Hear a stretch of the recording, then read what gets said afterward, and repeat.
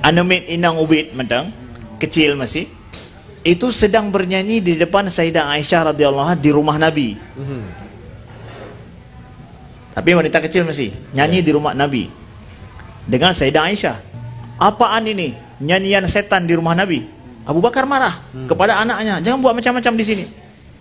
Kata Nabi, da'huma, biarkan mereka. Yo. Berbalik kan? Luar biasa. Tepuk tangan dulu dong sekali lagi buat Nazar. Paling tidak ini gambaran secara umum Ustadz kepada kita semua, banyak dari kita yang memang menikmati industri seni ini sendiri atau industri kreatif itu sendiri Ustadz. Salah satunya bermusik atau seni pertunjukan lainnya gitu Ustadz ya. Di sini ada Bang Jamal Syarif, tadi ada Bang Helmi juga, teman-teman yang seniman, ada Kacut juga yang juga seorang aktris gitu ya. Luar biasa, beberapa iklan, film, penampilan pertunjukan secara langsung juga Ustadz itu diwarnai oleh wajah-wajah senior-senior ini sendiri. Baik, saya langsung ke Ustadz nih biar kita dapat informasinya. Tapi sebelumnya saya informasikan bahwa kita bakal ngobrol sampai sebelum Isya nanti. Tapi jangan lupa ada Maghrib juga, kita bareng Maghrib nanti insya Allah secara berjamaah di musola. Ada Ustadz Ivan nanti kalau sudah hadir, beliau akan imami kita juga.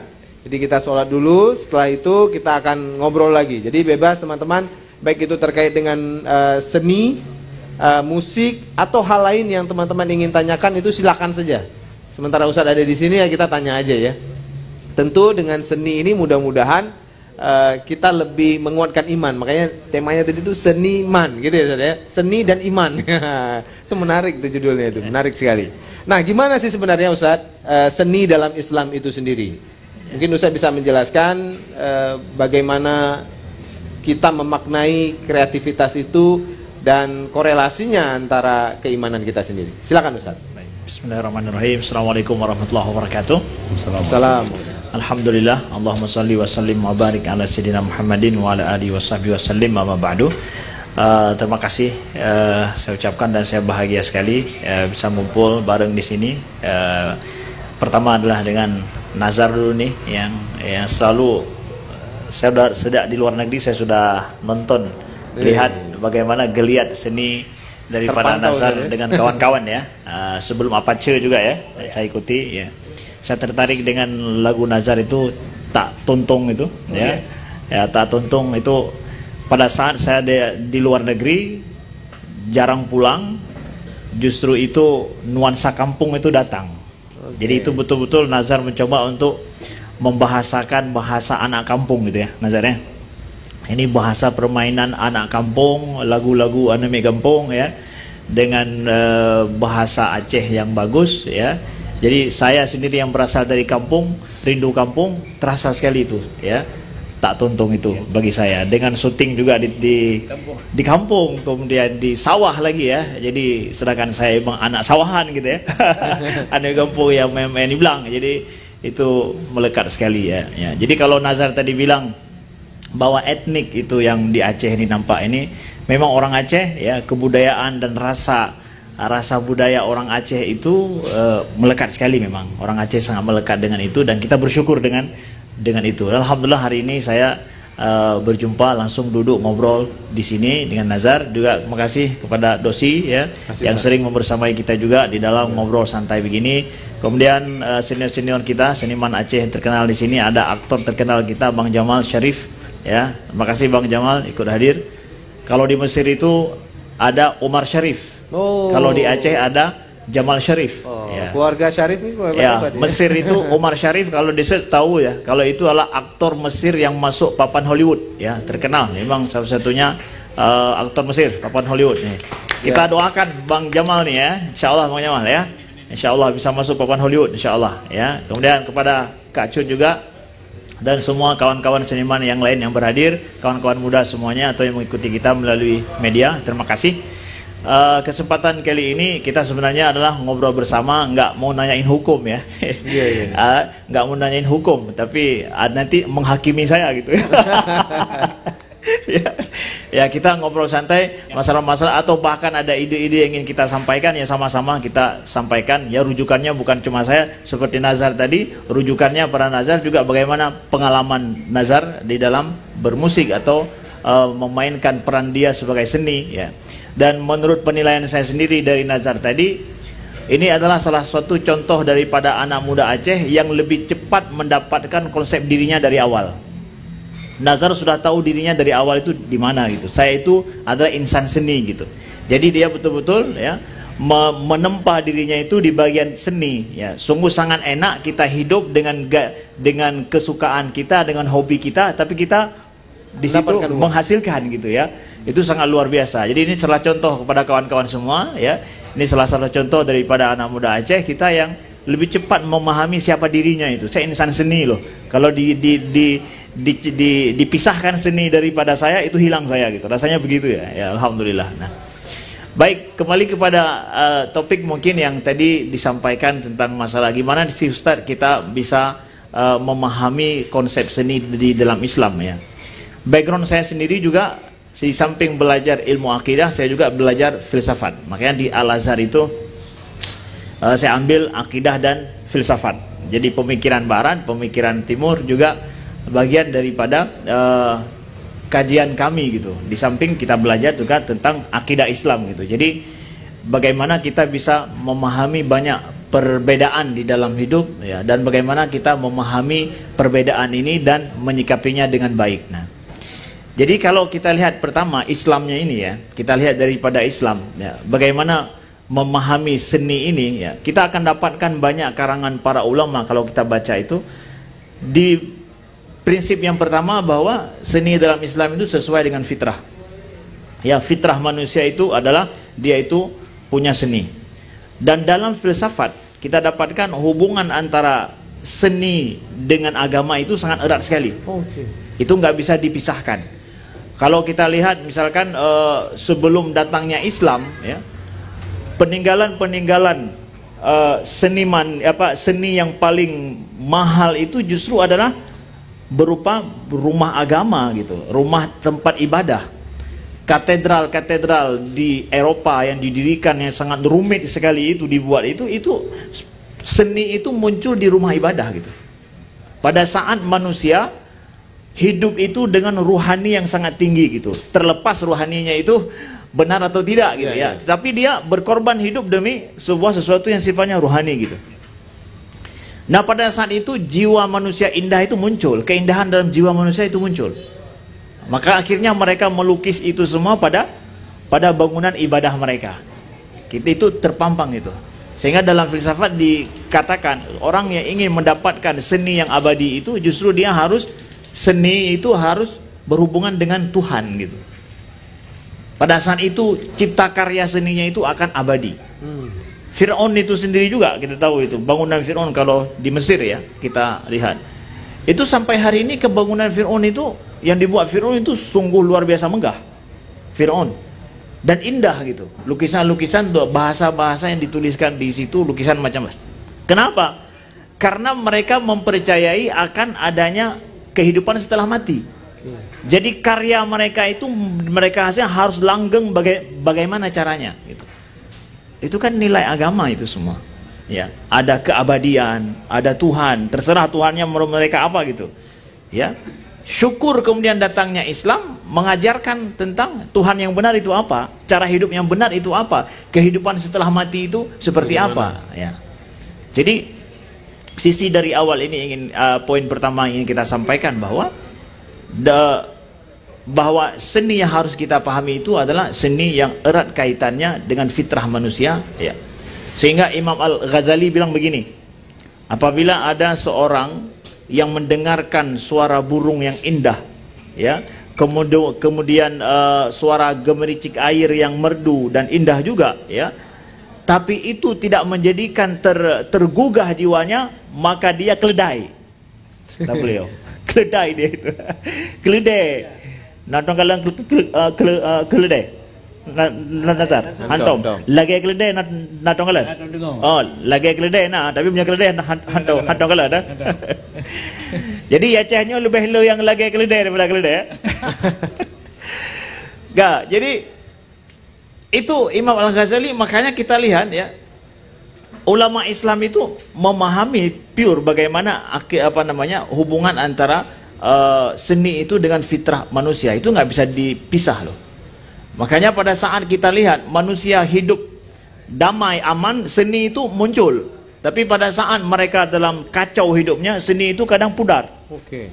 Karena apa? Mereka tidak sedang hidup dengan jiwa kemanusiaannya yang baik gitu. Tapi pada saat jiwa manusia baik di suatu tempat, di sebuah masyarakat, karya seni itu muncul macam-macam. Itu penjelmaan daripada jiwa manusia itu sendiri. Nah, lalu kita lihat ya, setelah itu ya, Islam juga punya prinsip begini. Kalau seni itu merupakan bagian fitrah manusia yang bersih dan suci, bersih dan suci kita katakan, karena fitrah manusia tidak kotor loh. Manusia itu diciptakan oleh Allah bukan dengan dosa, tapi dengan fitrah bersih murni gitu. Beda dengan akidah ataupun akidah orang lain yang mengatakan bahwa setiap manusia itu lahir sudah berdosa. Islam enggak berdosa, putih bersih gitu. Ya. Maka kalau misalkan manusia secara bersih, fitrahnya itu suci, maka Islam datang ingin menjaga fitrah yang suci ini selamanya gitu.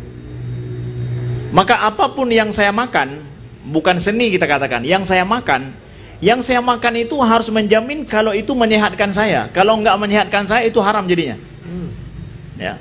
Ini akan membuat saya mabuk, membuat saya sakit, ya. Itu jadi haram. Kenapa? Islam menjaga tubuh ini harus eksis, sehat, bersih gitu. Tidak boleh dikontaminasi dengan yang lain. Makanya datang kemudian hukum mengatakan bahwa oh ini halal, ini haram, ini tidak boleh. Demi menjaga itu. Sedangkan seni itu enggak untuk konsumsi perut. Itu konsumsi mental dan ruh. Jadi mental dan ruhani juga. Nah, kalau makanan yang kita makan bisa terkontaminasi, bisa merusak jasad kita yang enggak sesuai, maka sesuatu yang dikonsumsi ruhani, mental, pikiran kita juga itu harus dijaga di dalam Islam. Maka diletakkan koridor-koridor tentang masalah prinsip ini itu. Kenapa? Ini untuk menjaga fitrah manusia itu. Fitrahnya yang bersih dan suci itu. Nah, kalau seni penjelmaan daripada itu, ya, harus betul-betul menjelma, ya, penjelmaan daripada fitrah manusia harus menjelma dalam bentuk yang juga pure sifatnya daripada fitrah manusia itu sendiri. Lalu poin yang nomor 3-nya apa? Kok Ustadz banyak misalkan ya, kalau kita lihat hari ini gitu, kalau bicara masalah seni nampaknya ngeri-ngeri sedap dalam Islam gitu ya. Ya, bawa nama Islam bicara masalah seni itu ngeri-ngeri sedap, banyak haram-haramnya gitu ya. Ya. Ini harus kita flashback ke belakang jauh gitu.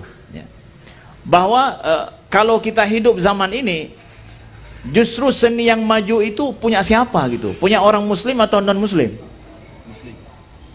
Ya, zaman-zaman kita hidup ini, yang tren yang menjadi yang diikuti itu seni yang dibuat oleh orang Islam atau seni justru yang dibuat bukan oleh orang Islam? Bukan. Terserah seni rupa kah, seni irama dan yang lain-lain gitu ya. Justru seni yang dibuat oleh orang non muslim kan? Muslim. Atau bahkan yang nggak punya agama sekalipun. Ya, justru di industri musik, industri seni kadang orang yang nggak punya agama. Apakah karya orang-orang yang nggak memiliki agama itu pencerminan dari dirinya atau bukan? Dari akidah dia kan, dari dirinya itu. Nah, jadi ketika kemudian industri seni ataupun dunia seni dalam Islam itu sedang mundur, saat ini ya mungkin ya, sedang mundur.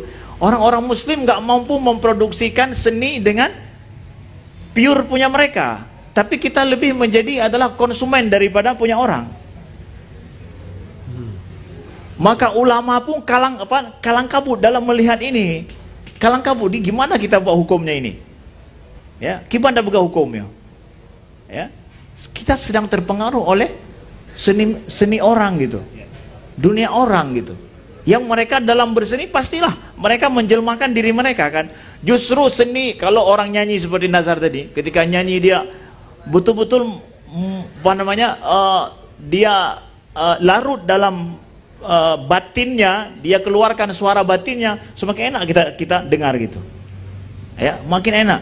Kalau ada orang yang cuma ikut-ikut punya berlagu, bernyanyi, ikut lagu orang, nggak enak kita dengar. Tapi punya dia sendiri gitu. Suroi memang cena beda dengan su lain, kemudian lagu pegak geroi, musik berbeda, hantom dah dengar. Itu semakin enak. Kenapa? Penjelmaan dirinya gitu. Ya. Ya. Keaslian ya Ustaz. Ya, keaslian dirinya. Nah, sekarang orang yang nggak punya agama sekarang sedang justru mereka sedang berkuasa di bidang itu. Nah, jadi mereka akan pure juga mengekspresikan diri mereka gitu.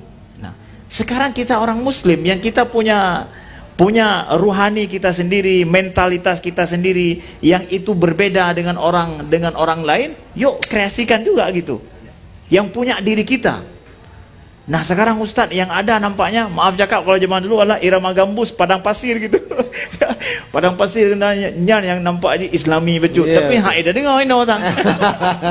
Iya betul. Kenapa kita nggak membuat dia menjadi sebuah tren yang menarik gitu? Kita nggak mampu untuk menampakkan itu suatu yang oke punya gitu. Tapi justru kalau pada saat yang model mirip orang-orang itu baru yang tren, yang keren haknya. Bahkan orang lain sudah berhasil menguasai mentalitas kita, menampakkan bahwa seakan yang punya kami ini ya. Kalau kalian ikut kami, oke. Padahal makanya kata Nabi, man tasyabbaha biqaumin fahuwa minhum. Yang menyerupai sesuatu kaum, dia dari kaum itu. Jadi kawan-kawan, para ulama kemudian ketika mengatakan bahwa ya haram gitar, hal yang haram yang begini gitu ya. Karena itu persamaan mereka dapatkan hari ini gitu. Persamaan dengan orang lain. Yang punya kita apa gitu. Yang tak pegang gerau di hana sama ngawayan tapi menarik sih. Justru kalau kita lihat Islam itu mengajak kita untuk inovasi sendiri yang gak sama dengan orang lain. Inovasi sendiri yang gak sama dengan orang lain. Nah, Imam Al-Ghazali itu dalam kitab beliau jelaskan, kalau kita lihat dalil-dalil tentang masalah alat-alat musik misalkan, itu nggak ada hadis yang menyatakan keharaman alat musik karena alat musik, tapi karena cara dipakainya dan siapa yang pakai gitu. Oke. Itu Imam Al-Ghazali ya. Imam Al-Ghazali. Kita nggak bicara masalah hukum panjang lebar. Imam Al-Ghazali dulu kita lihat untuk menilik sedikit, memahami bagaimana ulama memahami musik ataupun seni dalam Islam.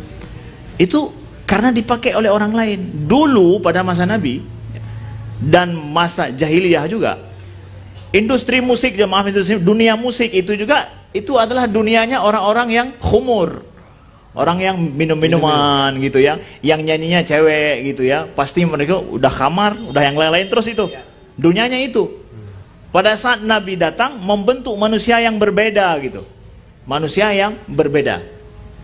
Yang mereka itu nggak boleh sama dengan orang ini. Jiwa mereka bukan jiwa sama seperti orang kafir, bukan. Maka pada masa Nabi ada nggak orang bermain bermain seni gitu? Ada nggak? Suatu ketika datang, ketika Nabi pulang tuh, ada dua orang budak wanita wanita kecil bahasa Ji pun dah pegang. Anamit inang ubit mentang kecil masih. Itu sedang bernyanyi di depan Sayyidah Aisyah radhiyallahu anha di rumah Nabi. Tapi wanita kecil masih nyanyi di rumah Nabi dengan Sayyidah Aisyah. Sayyidah Aisyah adalah istri Nabi yang paling muda. Datang Abu Bakar bilang, "Wahai, apaan ini? Nyanyian setan di rumah Nabi." Abu Bakar marah kepada anaknya, "Jangan buat macam-macam di sini." Kata Nabi, "Da'huma, biarkan mereka." Yo. Berbalik kan? Abu Bakar nuduh ini perbuatan ini karena apa? Abu Bakar melihat orang jahiliyah dulu yang buat yang seperti ini nih. Ya. Ketika datang Nabi, biarkan. Kenapa? Yang dinyanyikan itu adalah sesuatu yang baik benar. Hana yang lagi awalnya pegah, khumur-khumurnya, khamar-khamar, lepe, dumi hana betul pegah. Tapi yang dinyanyikan itu betul. Kemudian dinyanyikan untuk siapa? Aisyah. Aisyah pada saat itu adalah masih muda. Orang muda kan dunianya dunia seni kan. Suka itu kan. Biarkan kata Nabi. Nggak salah itu. Nabi memperhatikan segmennya juga. Muncul hidup. Ada seni masa Nabi ada muncul. Yang sesuai dengan Islam, ayo. Nyokanya urang lain tapi prinsip udai lain, dumpa lain. Lalu pernah di masjid Nabi lagi. Ini sering kita dengar juga kisah ini. Ada nggak orang main-main perform gitu ya? Di masjid ada. Siapa? Orang Habsyah. Orang Habsyah mereka bermain dengan tombak. Bermain tombak tapi perform seni gitu. Ya. Bermain dengan pakai tombak gitu. Main di Masjid Nabi. Dibiarkan oleh Nabi sallallahu alaihi wasallam. Kenapa? Kebiasaan kehidupan orang Habsyah dulu berbeda dengan orang Arab. Mereka itu kesehariannya memang gitu. Ya, grok tapi grok jadi membuat sebuah pola gitu ya. Kemudian mereka menghibur diri mereka tapi pakai tombak gitu. Main tombak mana. Yang gitunya mungkin sedati ya, gaya orang Aceh grok mana ya. Pegah Nabi membiarkan boleh main di masjid lagi itu. Lalu Nabi ajak siapa? Istri beliau untuk nonton. Ya, istri beliau untuk nonton. Siapa? Aisyah diajak. Kenapa? Aisyah ini sedang masanya gitu. Sedangkan istri beliau lain sudah berumur gitu. Aisyah yang masih muda. Dia ajak untuk nonton. Ya. Aisyah pun pergi nonton. Bahkan kata Aisyah, aku letakkan daguku ini di atas pundak Nabi sallallahu alaihi wasallam. Berdiri, ya. Itu nonton sambil begitu. Bayangkan, Nabi pundak Nabi kemudian dahi ininya di atas pundak beliau. Tahan gitu. Saking asiknya melihat ya, Ustaz. Suami istri. Cara nontonnya gitu. Ya, jadi kalau nonton gitu, Nazar, ya. Jangan istri suruh ke sana, di sini, nontonnya gitu. Mesra kali kan? Kenapa? Ini kan seni loh. Jadi nonton sesuatu yang indah. Kita juga ingin mesra dengan orang yang kita bisa mesra gitu ya. Jangan cari yang bukan gitu. Mesra gitu dengan orang yang kita mesra gitu. Nanti manusia itu kan? Iya betul sih. Saya biasa bawa acara jadi nggak bisa nonton. Iya.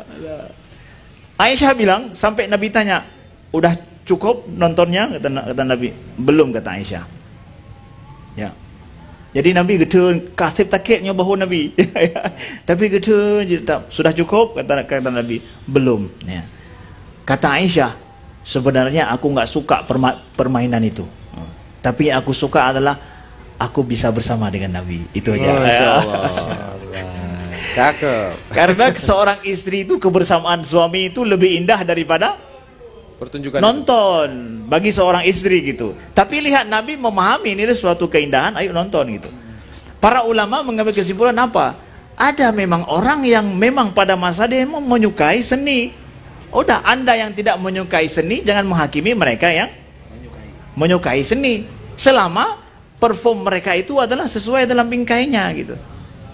Ya, orang tua ada apa dengan anak muda aja, oh lah beda. Hukum seni orang tua apa lagu-lagu yang kengkaunya. Ada yang betul pikir cik pakai. Atau itu dikir mana kalau bahagia. Tapi kan beda masanya, beda mazhabnya bahasa orang Islam, bahasa beda ininya memang. Nabi itu melihat ada perbedaan itu, maka beliau berikan. Nah, terus ketika masa Islam setelah Nabi itu masih ada budaya-budaya luar lain, orang Persia yang lain itu, mereka main seni, main musik itu adalah masih sifatnya adalah orang-orang yang bahasanya adalah orang-orang yang menang-menang lah, kelompok-kelompok minum khamar gitu. Sehingga identik alat musik itu adalah punya mereka dan lagu itu punya mereka. Disinilah para ulama selalu ingin mensinkronkan, jangan menyamai mereka. Tapi apakah betul alat musik itu adalah haram gara-gara alatnya? Kalau Imam Al-Ghazali bukan, tapi gara-gara dipakai oleh orang-orang yang begituan. Itu identik ikonnya mereka gitu. Ikon punya mereka. Bisa nggak kita buat alat yang lain yang nggak mirip dengan orang lain, kita perform sendiri misalkan? Oh, itu luar biasa. Justru Islam menginginkan seperti itu, pure yang punya kita gitu. Nah, pada masa Nabi ada seorang penyair namanya Hasan bin Sabit. Penyair Nabi itu Hasan bin Sabit. Hasan bin Sabit itu suaranya merdu, itu bir syair tengah gedang langsung gejawa. Itu bahkan dipakai oleh Nabi untuk senjata menjawab, membalas pantun orang-orang yang penyair-penyair jahiliyah yang menghujam Nabi. Hasan bin Sabit yang jawab. Itu sahabat dekat Nabi sallallahu alaihi wasallam. Sallallahu. Perle senjata-senjata lainnya. Dunia seni ada orangnya. Nabi nggak bisa masuk ke situ. Nah, Nabi ke pegang syair pantun yang kendonya Nabi. Nah, orang yang lebih ahli di bidangnya. Ya, Nabi pakai itu. Orang-orang yang seperti itu. Nah, jadi kapanyang tak pegang apa? Tacok kesimpulan bacut dari sisi yang nomor 2 yang dulu Tuan sampaikan benar adalah kalau bicara masalah hukum dalam Islam, ya, itu adalah kan mudah dapat hari-hari menana Johana. Tapi harus dilihat kondisi suatu masa kiban kondisi pada saat tanya udip tanya kiban. Baru kemudian je dapat sebuah kesimpulan yang pas gitu. Pada masa Islam zaman dulu itu, ya, musik, seni karena berbaur dengan peradaban orang lain, makanya lah itu, ya, banyak ulama beda pendapat sampai 8 pendapat mereka tentang masalah musik itu sendiri boleh ataupun tidak. Jadi Ustaz, kiban le hukum ji sebenarnya. Ya, tuan. Masalah musik, masalah lagu, kiban hukum ji. Hukum ji na 8 buah pendapat kepada Ibnu Jamaah. Berarti menyamanan masalah khilafiyah ke masa zaman. Khilafiyah masa zaman. Jadi punya pegang bahwa nyom masalah musik, masalah lagu, nyom kan masalah khilafiyah, nyom berarti tidak ilmiah dia. Khilafiyah itu perbedaan pendapat ya. Dari masa zaman dulu banyak pendapat para ulama. Kenapa beda pendapat? Karena melihat kondisi anyo kiban ile. Musik ipega ino nge musik ide na sama apa anak. Beda hat. Itu karena kreasi manusia, sulit menilai. Sulit menilai. Jadi menyamakan kiban yang gelakai di dalam Islam, yuk dengan jiwa Islami kita, dengan rohani Islami kita, dengan mentalitas Islami kita, buatlah, kreasikan seni yang mencerminkan diri kita. Kita kurang sekali di sini. Kurang sekali di sini. Tanya lebih maaf cakap lah masih terpengaruhi oleh justru seni produksi orang luar hasil budaya orang lain. Yang itu masuk ke dalam budaya kita. Nyokeh yang menjadi catatan para ulama ketika kalian pegat sabah hukum peje pehalai peje karena nyo atagop. Nah, ini dia.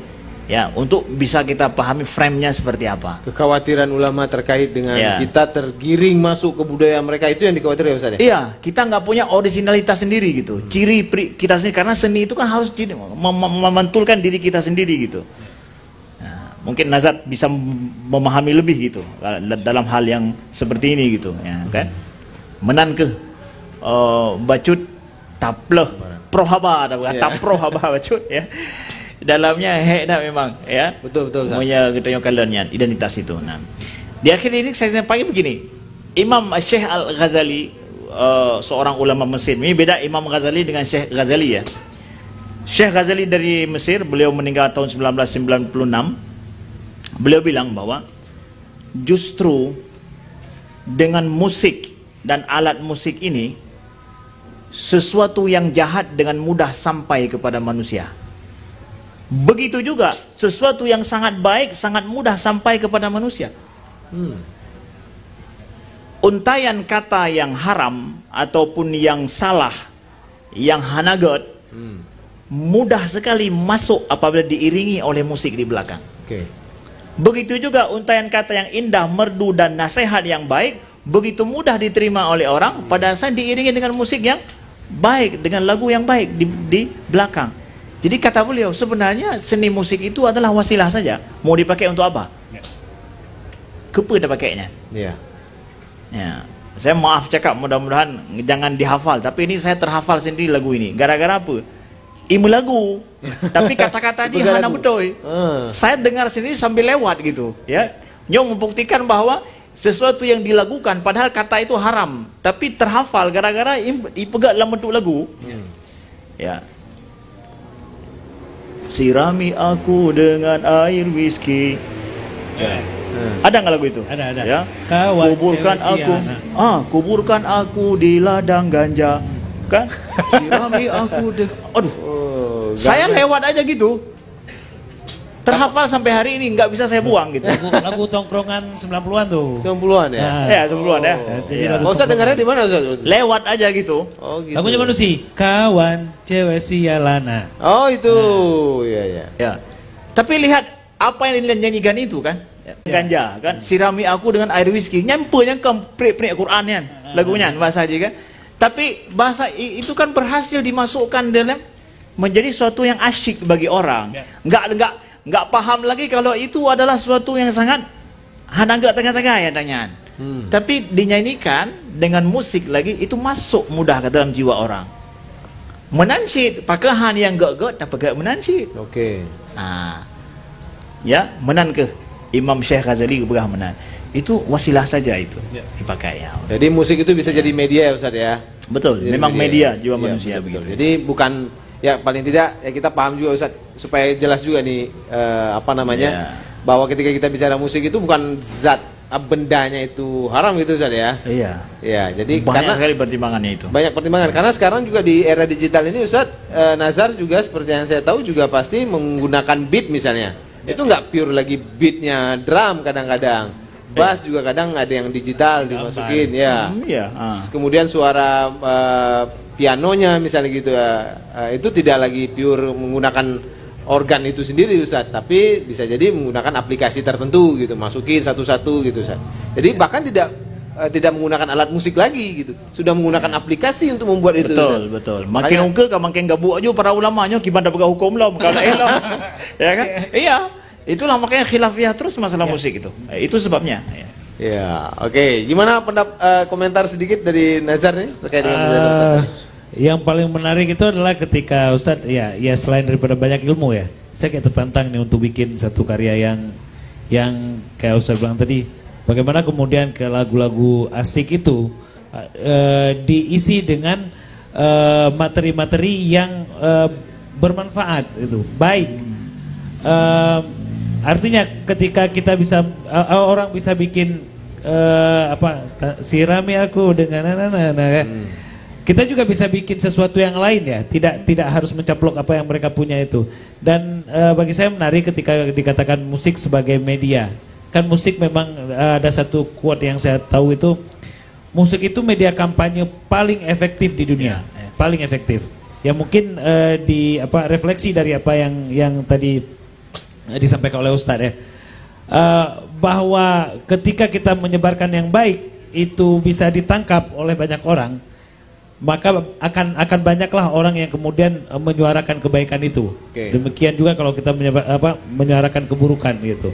Nah, saya pikir kami sebagai yang masih bermain di sini, masih bermain di ranah seni dan musik, itu punya tanggung jawab yang cukup serius ya, untuk menyebarkan kebaikan melalui musik itu, melalui materi-materi kita selanjutnya. Betul. Baik, kita akan lakukan itu. Tepuk tangan dulu dong buat dua narasumber kita. Oke, waktu kita terbatas tapi jangan khawatir, nanti kita akan ngobrol lagi nih bersama Ustadz Amri Fatmi ya. Tapi saya buka sesi pertanyaan terlebih dahulu.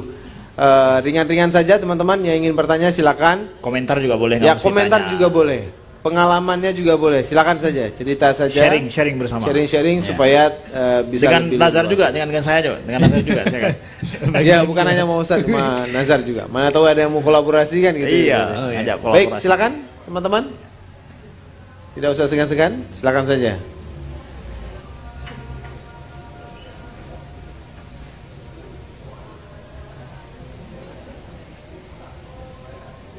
Ya, ada di belakang. Sini juga ada. Oke, silakan. Baik, bismillahirrahmanirrahim. Assalamualaikum warahmatullahi wabarakatuh. Baik, terima kasih. Sebelumnya perkenalkan, nama saya Aulia Rahman. Baik, Maulia. Yang ingin saya soroti di sini mungkin ketika kita bicara tentang seni, tentang iman, kedekatan antara seni dan iman itu yang menurut saya yang paling dekat adalah pada seni syair ataupun kesusastraan, dunia sastra. Sedangkan ketika kita melihat di realita Aceh sendiri, itu dunia sastra sedang meredup, sangat-sangat meredup bahkan. Ketika sebelumnya dulu saya bahkan penggemar Bang Nazar, malah saya sering membaca puisi beliau di Serambi, Bang Nazar, Bang Akmal Emrum, Bang Azmi Labu Haji dan kawan-kawan lain. Kemudian itu memunculkan jiwa ataupun semangat bagi saya. Saya ingin memunculkan syair ataupun sastra ataupun puisi, dan alhamdulillah ada beberapa puisi saya juga dimuat di media.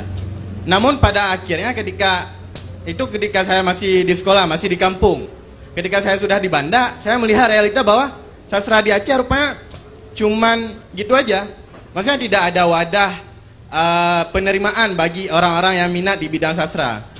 Kemudian juga tidak ada dukungan dari mungkin komunitas atau dan sebagainya. Karena kembali lagi ketika kita bicara tentang iman dan seni, bahkan di dalam Al-Quran ada 2 surah yang menyinggung tentang sastra. Yang satu itu Asy'ara, yang artinya penyair. Kemudian juga Al-Qalam, di mana pada ayat pertamanya Allah memfirmankan bahwa beliau bersumpah demi pena dan apa yang ditulis olehnya.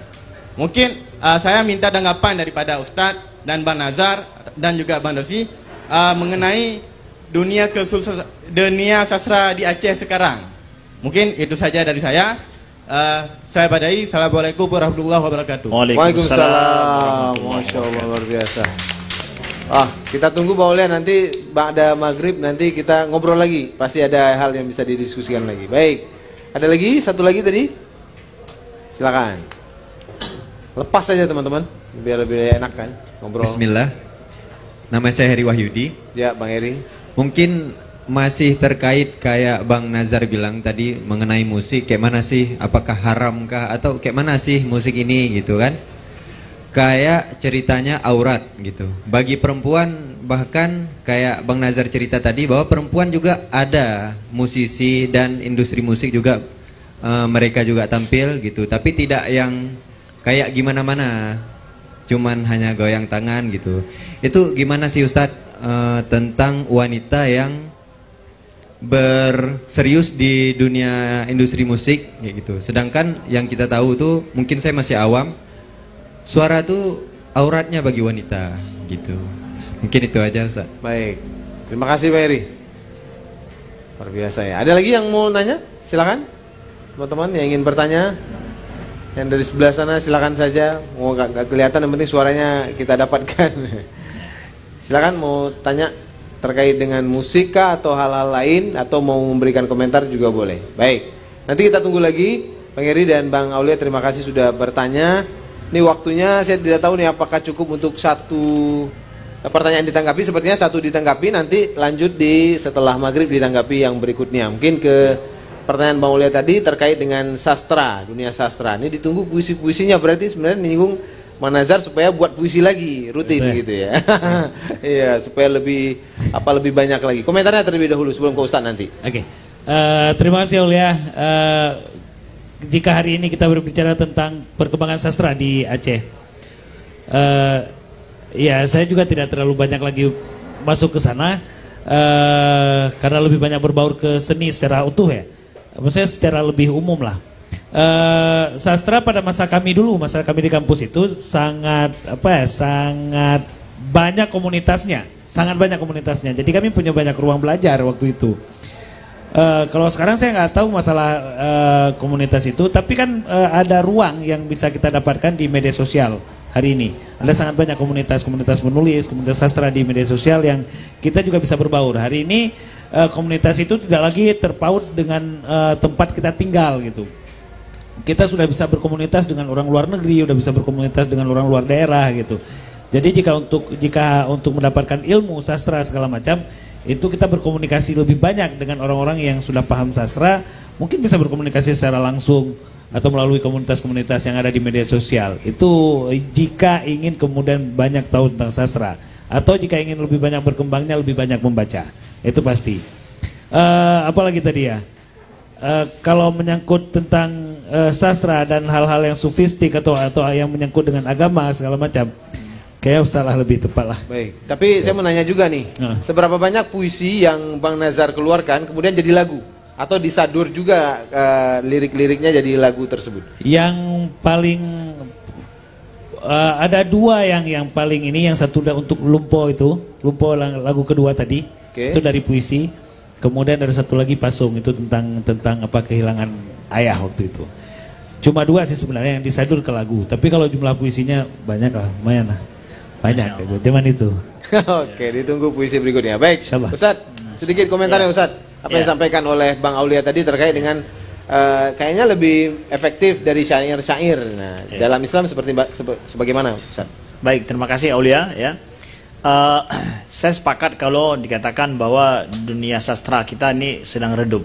Ya. Saya katakan bukan cuma di Aceh saja, di luar negeri juga menampaknya seperti itu. Ya.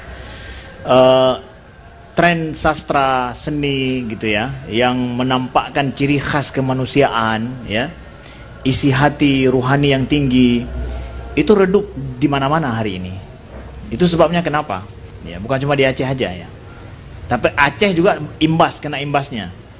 Karena tren materialistis hidup kita itu sedang menguat hari ini.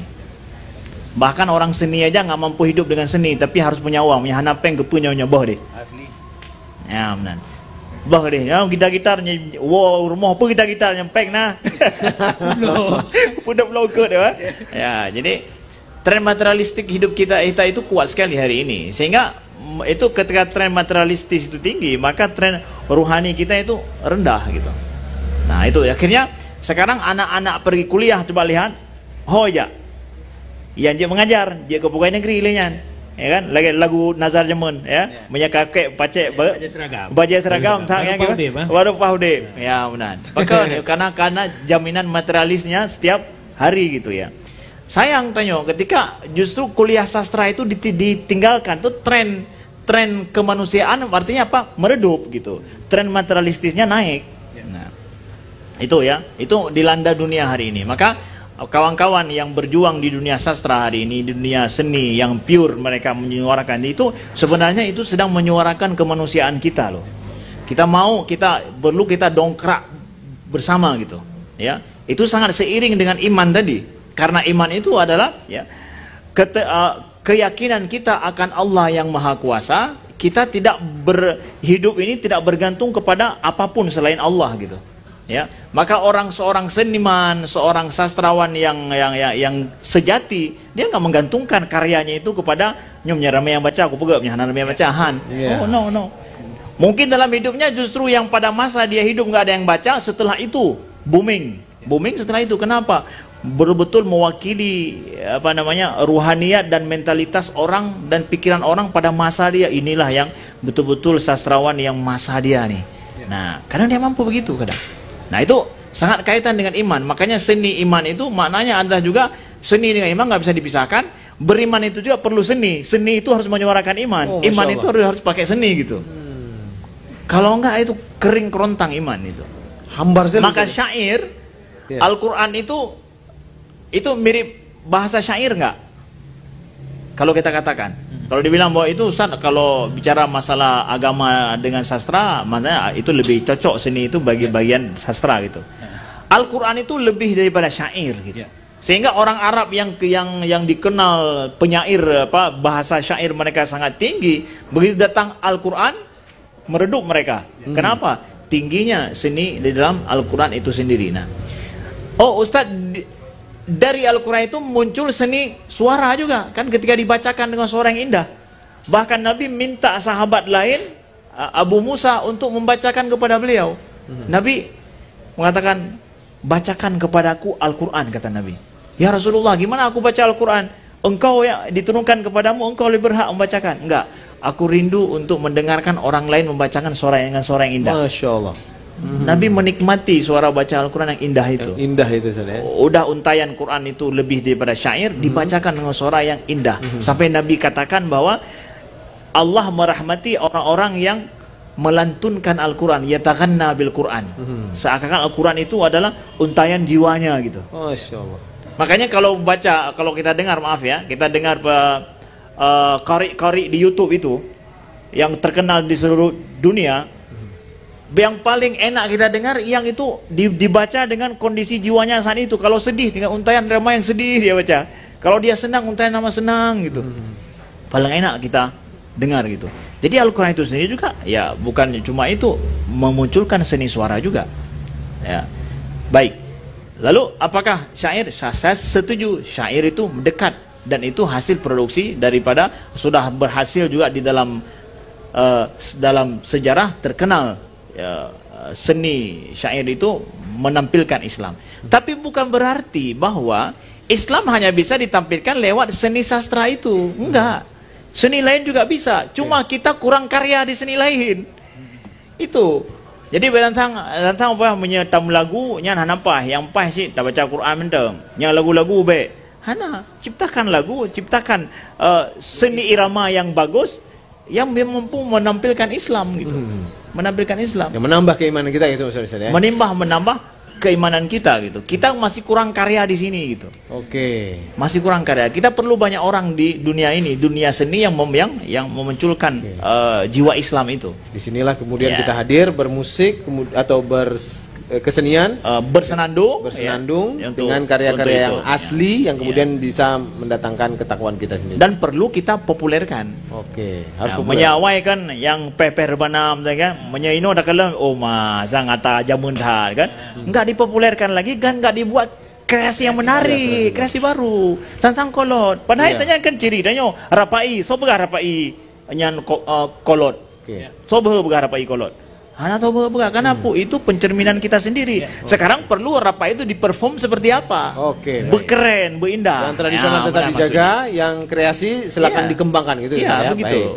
Baik, Ustadz, nih kita istirahat dulu sejenak Ustadz karena sudah mau maghrib. Buat teman-teman semuanya yang pingin diskusi lagi, mau lihat ditunggu pertanyaan berikutnya supaya lebih ramai nih. Karena kalau ditanya tuh wawasan kita lebih luas bang. Ya, kalau kita di sini aja kayaknya terbatas sekali ya. Jadi sangat dibutuhkan teman-teman yang ingin bercerita kembali atau memberikan komentar saja ya, paling tidak akan memberikan gambaran bagi kita semua. Buat teman-teman yang nonton kita juga di channelnya Ustadz Amri Fadmi, silakan juga melayangkan pertanyaan di kolom komentar. Nanti kita coba akan catat jika ada dan kita akan coba bacakan dan akan ditanggapi juga oleh Ustadz dan Bang Nazar Shah Alam juga. Baik, kita tutup sementara terlebih dahulu. Selamat melaksanakan ibadah sholat maghrib secara berjamaah. Saya Dusi Alfian. Assalamualaikum warahmatullahi wabarakatuh. Waalaikumsalam warahmatullahi wabarakatuh.